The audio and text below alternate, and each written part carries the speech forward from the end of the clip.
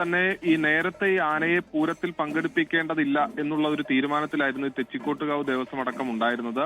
കാരണം ഈ വലിയ തിരക്ക് മറ്റു കാര്യങ്ങളെല്ലാം കാരണം ഈ തവണ പൂരത്തിൽ പങ്കെടുക്കേണ്ടതില്ല എന്നൊരു ആലോചന ഉണ്ടായിരുന്നു. പക്ഷേ ഈ പൂരപ്രേമികളെല്ലാം സംബന്ധിച്ച് രാമൻ തൃശൂർ പൂരത്തിൽ പങ്കെടുക്കണമെന്നൊരു ആവശ്യം ഇതിന് പിന്നാലെ ഈ വാർത്തകൾ വന്നതിന് പിന്നാലെ തെച്ചിക്കോട്ട് ദേവസ്വത്തെ പലരും അറിയിച്ചു. അതിൽ പൂരപ്രേമികളുടെ അടക്കം നിരന്തരം ഫോൺ കോളുകൾ അടക്കം ലഭിച്ചു എന്നുള്ളതാണ് പറയുന്നത്. ഇതോടുകൂടി രാമനെ പൂരത്തിൽ പങ്കെടുപ്പിക്കാനുള്ള ഒരു തീരുമാനത്തിലേക്ക് തെച്ചിക്കോട്ടുകാവ് ദേവസ്വം എത്തുകയായിരുന്നു. അങ്ങനെ ഘടകക്ഷേത്രങ്ങളുമായി നടത്തിയ ചർച്ചയിലാണ് ഇപ്പോൾ ചെമ്പൂക്കാവ് ശ്രീ കാർത്തികേയനി ഭഗവതി ക്ഷേത്രത്തിലെ ഭഗവതിയുടെ തിടമ്പേറ്റാൻ രാമനെ നിയോഗിച്ചിരിക്കുന്നത്.